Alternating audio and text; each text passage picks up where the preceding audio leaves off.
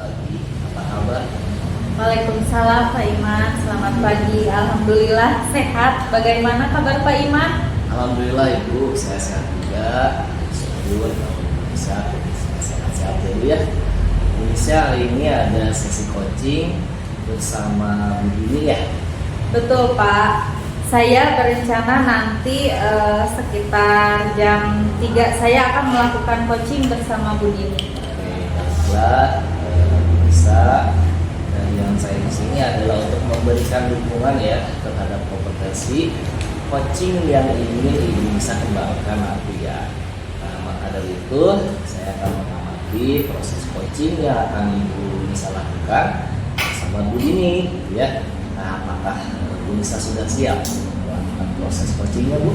Alhamdulillah saya sudah siap. Bu Dini juga sudah siap. Saya juga berterima kasih kepada Bu Dini yang bersedia ingin menjadi pengamat saya saat saya melakukan proses coaching bersama dengan Bu Dini.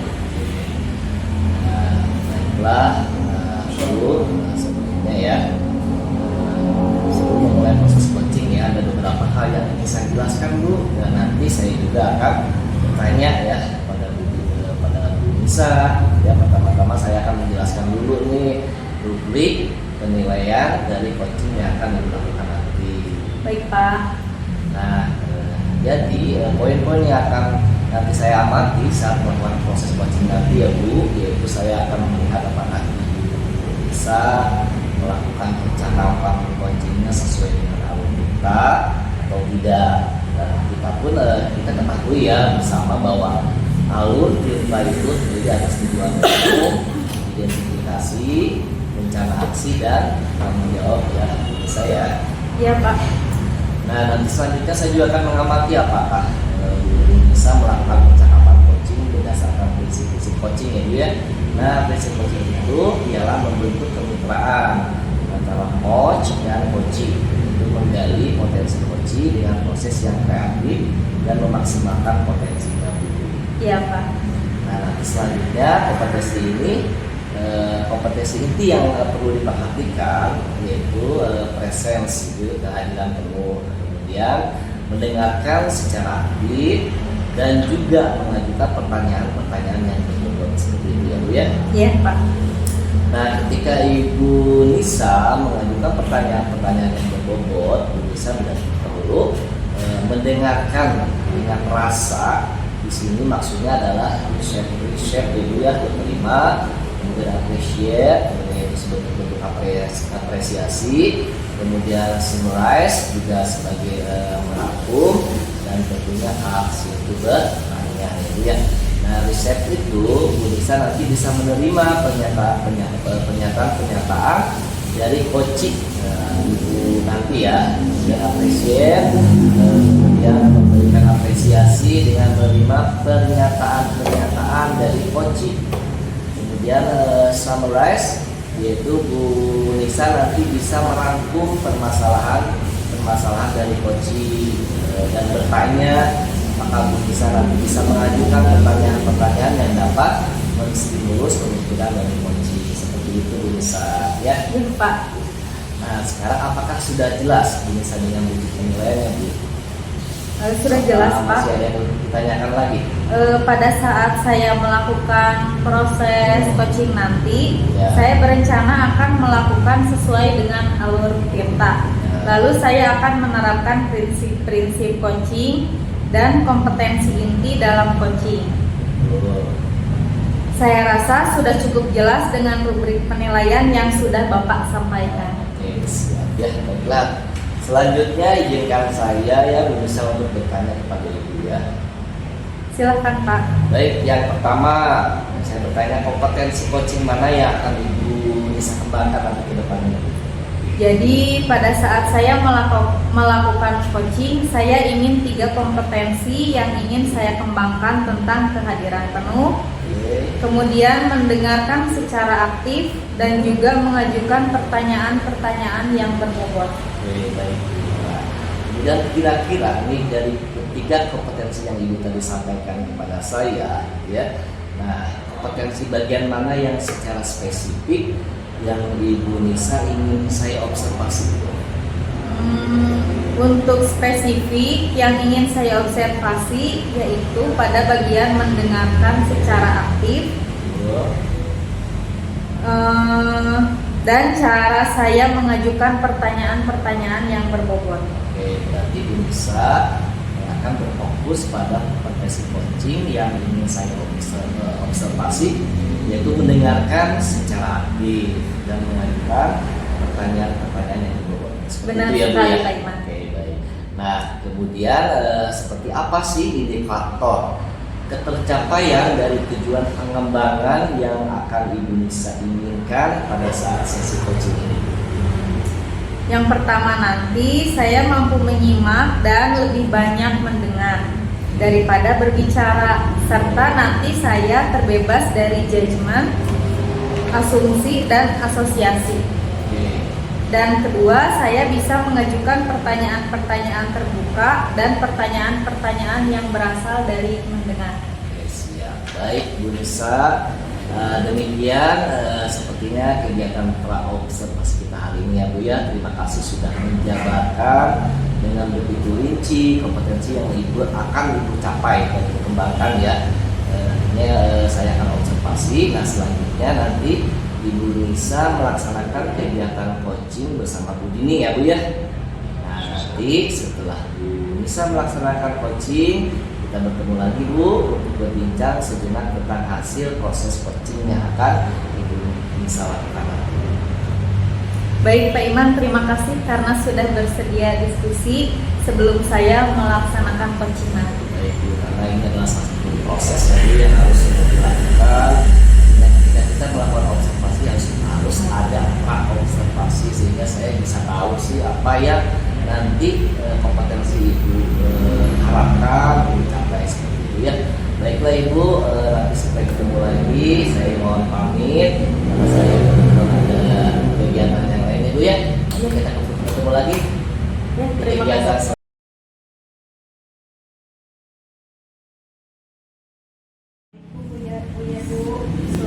Boleh saya minta waktunya Bu, saya mau bercerita tentang apa yang saya rasakan akhir-akhir ini di kelas Bu. Waalaikumsalam, baik Bu Dini. Dengan senang hati, apa yang mau Ibu ceritakan? Begini Bu, akhir-akhir ini saya merasa gimana ya Bu, kalau di kelas itu saya merasa tidak semangat, merasa tidak dihargai. Karena apa? Ketika saya masuk ke kelas, ketika saya memberikan arahan untuk pelajaran atau untuk apapun, mereka itu seolah-olah tidak mendengarkan saya Bu. Mereka itu kelihatan seperti yang kurang semangat ketika saya suruh Ibu, ketika saya arahkan atau seperti itu masalah saya. Jadi menurut Ibu apa yang Ibu harapkan dari obrolan kita hari ini? Saya mengharapkan solusi Ibu atas permasalahan saya tentang murid-murid saya itu yang kurang respect kepada saya, yang kurang respon ketika saya arahkan untuk mengikuti arahan-arahan dari kelas. Jadi menurut Ibu hal apa saja yang membuat murid-murid Ibu kurang respect dan kurang mendengarkan instruksi yang Ibu perintahkan kepada anak-anak? Kalau itu tuh saya mungkin ya Bu, kalau saya ingat kembali yang saya ingat mungkin karena memang saya tipe gurunya Bu agak-agak otoriter kalau saya agak otoriter. Jadi kalau anak-anak itu seolah-olah kalau pengen saya serba ingin cepat, tidak mau lihat anak yang mewah gitu ya. Kalaupun misalnya lihat anak yang seperti itu, saya suka cepat kepancing untuk emosi dan lain-lain. Mungkin itu Bu yang menyebabkan mereka tidak respon kepada saya ketika saya kasih tugas, ketika saya arahkan untuk aktivitas seperti itu. Oh begitu. Kira-kira apa saja yang dapat membuat murid Ibu Dini dapat merespon dalam pembelajaran Ibu? Sepertinya Bu, saya harus lebih sabar lagi menghadapi mereka. Sabar dalam arti saya tahu kenapa saya lebih menggali Ibu, saya lebih menggali kondisi mereka seperti apa alasannya sehingga mereka tidak mau respon terhadap saya saya mungkin akan balik biar kondisinya berubah gitu, biar kondisi belajarnya lebih nyaman lagi dan mereka ikut arahan saya gitu. Wah, saya sependapat dengan Bu Dini. Lalu menurut pendapat Ibu, apa saja yang bisa membuat murid-murid dapat mengikuti perintah Ibu di kelas dan anak-anak tidak merasa jenuh lagi selama pembelajaran kelas dengan Bu Dini? Mungkin saya akan lebih, komunikasi saya akan diperbaiki Ibu dengan anak-anak. Apakah nada saya terlalu tinggi mungkin dalam berbicara, ataupun saya berbicara terlalu cepat, ataupun saya terlalu istilahnya ngedikte gitu Bu. Kan saya otoriter gitu tipenya. Mungkin saya terlalu mendikte mereka. Ya mudah-mudahan kalau misalnya saya akan mencoba lebih menurunkan ego saya Bu, saya akan mencoba untuk lebih sabar lagi menghadapi mereka dan pembelajaran agar mereka mengikuti saya. Mungkin pendekatannya Bu akan lebih dekat lagi terhadap mereka dan sedikit ada humor mungkin Bu, atau ada ice breaking dalam kegiatan belajar saya. Oh begitu. Lalu Bu, mengenai tugas-tugas yang Ibu berikan kepada murid-murid Ibu, apa penyebabnya sehingga anak-anak tidak mendengarkan perintah Ibu, kemudian anak-anak seperti merasa bosan dan jenuh ya Bu ya? Kira-kira apa penyebabnya? Ya mungkin karena penyebabnya itu ya salah satunya saya kurang pendekatan itu. Oh, kurang pendekatan. Jadi saya tidak, kalau misalnya saya menyuruh itu tidak, mungkin saya tidak lihat situasi mereka sedang apa. Saat kemarin aja ya Bu, ketika saya menyuruh mereka untuk membersihkan ruangan, membersihkan kaca terutama, waktunya itu sebelum waktu istirahat. Nah, saya datang ke kelas, pas datang ke kelas, saya bilang seperti ini, anak-anak nanti setelah istirahat, ruangnya Ibu pengen bersih. Kemudian kaca-kaca dalam kondisi bersih. Tapi pas saat masuk lagi ke sana, kondisinya masih tetap seperti itu. Ya. Mungkin karena kalau yang saya lihat, mungkin mereka satu faktor istirahat ya Bu, jadi mereka tidak mengikuti perintah saya. Kemudian yang kedua faktor alat dan bahan untuk membersihkan kelas itu mungkin terbatas Bu. Jadi seperti itu mungkin alasan-alasan mereka tidak mengikuti saya. Ya. Kalau boleh tahu, tadi kan Ibu bilang kurang pendekatan ya Bu ya. Kira-kira pendekatan apa yang bisa Ibu gunakan kepada anak-anak agar anak-anak lebih bisa merespon perintah dari mungkin saya kurang basa-basi ya Bu. Kalau saya masuk kadang saya jemput tidak memanggil nama, yang saya panggil jadi nama-nama itu kurang saya, itu mungkin mereka itu kurang diterima oleh saya. Itu salah satu pendekatannya. Kemudian mungkin pendekatan yang kedua, kalau mereka curhat kadang suka saya abaikan Bu. Karena apa? Karena memang saya jamnya terlalu banyak. Jadi saya itu terburu-buru masuk kelas lagi. Seperti itu ya. Kira-kira apa ada pendekatan yang bisa Bu Dini lakukan agar anak-anak merasa lebih dekat lagi gitu dengan Ibu? Sepertinya Bu, saya harus mengambil jam-jam atau waktu-waktu tertentu untuk ngobrol dengan mereka pada saat-saat waktu luang, dengan mereka, kemudian mengorek-ngorek apa yang ada di pikiran mereka jika mereka sedang berada dalam posisi luar Bu, tidak dalam keadaan pasti kemudian dalam kelas. Nah betul sekali Bu, saya yakin bila Bu Dini melakukan pendekatan kepada siswa dengan menggunakan berbagai macam metode dan cara ya Bu ya, pasti murid-murid akan bisa mengikuti instruksi dari Ibu. Jadi sekarang apa rencana Ibu untuk menyelesaikan masalah ini Bu? Mungkin rencana yang dekat yang akan saya lakukan adalah seperti tadi Bu, saya akan melakukan pendekatan dengan anak. Saya akan lebih ngobrol-ngobrol lebih dekat dengan anak tadi, itu yang pertama. Yang kedua juga mungkin ini buka, kalau misalnya sumbernya sumber anak seperti itu, apakah ini ada pengaruh juga dari lingkungan? Maksudnya saya akan mencari informasi dari wali kelas sebelumnya Bu, apakah memang tipe kelas itu seperti itu, memang dia susah merespon atau gimana. Saya akan mencari informasi dari wali kelas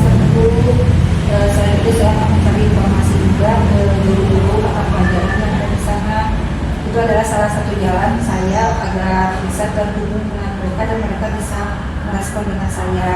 Kemudian hal lainnya mungkin gaya belajar saya akan berubah dulu. Saya berpikir manajer bagus sekali rencana Ibu, mudah-mudahan berhasil ya Bu. Kemudian apa komitmen Ibu terhadap rencana ini? Komitmen saya akan menjalankan ini ya, langkah-langkah ini mungkin mulai dari besok Bu.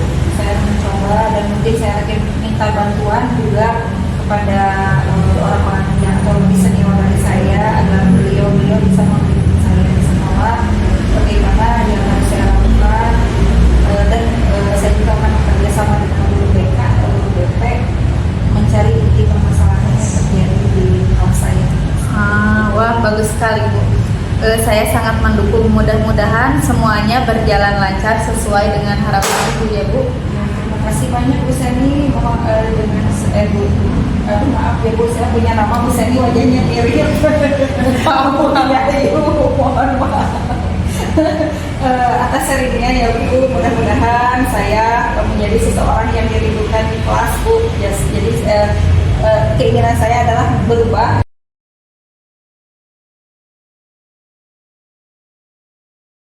Bu Nisa, luar biasa ya coaching tadi Bu, sudah berjalan dengan lancar. Kalau tadi saya lihat Ibu ya, perasaannya bagaimana setelah melakukan coaching?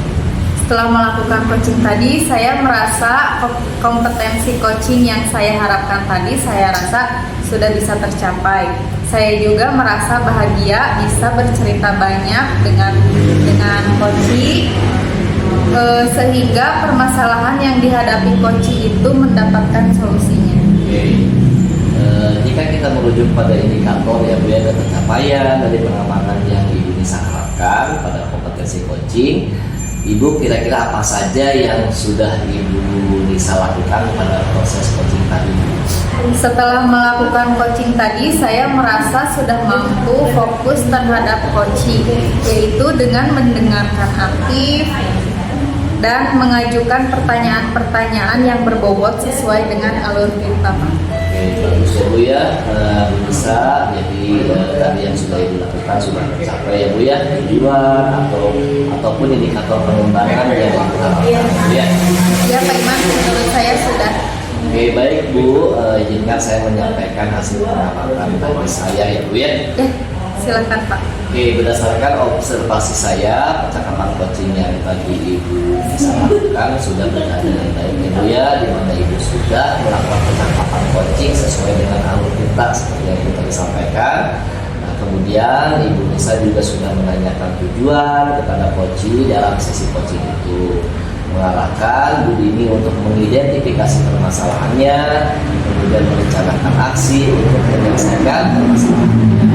Dan tadi juga Ibu sudah memancing Bu Dini untuk berkomitmen dengan penuh tanggung jawab untuk melaksanakan atau merencanakan aksinya. Ya. Selain itu juga Bu Nisa sudah menerapkan prinsip-prinsip dalam coaching, di mana saya melihat Ibu Nisa fokus dengan coaching. Ibu Nisa juga artinya Ibu Nisa sudah hadir sebelumnya dalam proses coaching tersebut. Dan Ibu Nisa juga mendengarkan aktif dan mengajukan pertanyaan-pertanyaan yang berbobot. Nah, seperti yang Ibu Nisa sampaikan pada saat pra-observasi tadi, yang tadi dilakukan itu adalah fokus kompetensi, fokus yang ingin saya observasi. Ya. Ya, betul Pak Iman. Oke, baik, menurut saya itu sudah sangat baik Bu ya, hebat Ibu ya, Ibu sudah melakukan semuanya sesuai dengan alur kita. Kemudian Ibu Nisa juga sudah mampu mencapai tujuan sesuai harapan yang diinginkan Bu Nisa. Kemudian Ibu Nisa juga menyampaikan, kita sudah melakukan ya pra-observasi tadi, kemudian kompetensinya menurut saya sudah tercapai ya Bu ya. Alhamdulillah Pak, saya senang mendengarnya. Terima kasih banyak Pak Iman atas umpan balik yang Bapak berikan. Baik Ibu, sama-sama Ibu Nisa ya, semoga dari hasil coaching yang baru saya lakukan ya, dan Ibu Nisa lakukan, kira-kira kompetensi apa lagi nih yang Ibu Nisa kembangkan berikutnya? Baik Pak Iman, untuk kedepannya saya berencana untuk terus melakukan latihan-latihan dengan lebih intensif, dengan mendengarkan secara aktif maupun merumuskan pertanyaan-pertanyaan yang lebih efektif. Sehingga nanti pada saat saya melakukan coaching, kedepannya saya menggali potensi coaching dalam menyelesaikan permasalahan yang dihadapi. Oke, baik Bu, bagus sekali ya rencana Ibu yang akan dilakukan ke depannya. Semoga kompetensi tersebut dapat dikembangkan sesuai dengan harapan Ibu nanti. Baik Pak Iman. Baik Ibu, semoga hal yang Ibu sudah sampaikan tadi, yang Ibu sudah lakukan tadi, itu adalah kompetensi yang Ibu harapkan, sehingga Ibu nantinya memperbanyak praktek coaching Ibu ya. Ya Pak Iman, nanti saya akan berusaha terus untuk melaksanakan latihan-latihan dalam kegiatan coaching supaya saya bisa lebih baik lagi nanti ke depannya. Baik Ibu, kira-kira ada hal lain yang ingin Ibu sampaikan lagi? Menurut saya sudah cukup Pak Iman. Oke, baik Ibu, itu saja yang bisa dapat saya sampaikan ya Bu ya. Mudah-mudahan pertemuan kita hari ini, kita semua hari ini bisa bermanfaat, menambah ilmu bagi kita semua ya Bu ya. Saya tunggu nanti istilahnya pertemuan-pertemuan yang berkaitan dengan observasi informasi Bu ya. Baik Ibu, atur nuhun. Saya ada